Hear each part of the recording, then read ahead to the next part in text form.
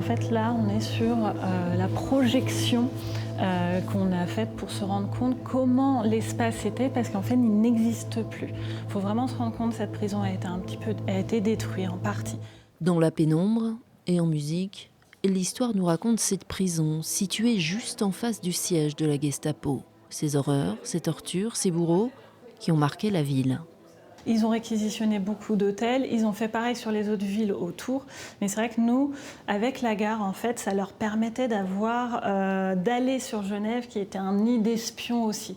Donc on a vraiment ce lien en fait entre les passages de personnes, d'armes, de nourriture, de personnes juives, mais aussi des messages, des espions. Il y a eu une effervescence en fait autour. Annemasse, ville frontière, s'est illustrée avec ses passeurs aussi et passeuses, ces héros qui ont sauvé des vies, des noms qui restent gravés à jamais dans les mémoires des habitants.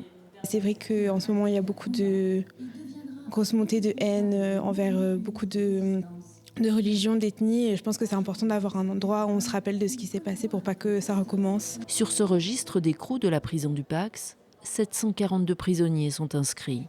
Parmi eux se trouvent des personnes juives et des résistants.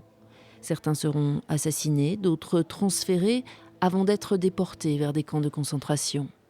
Chaque document, chaque photo raconte un moment crucial de cette histoire collective de toutes les mémoires.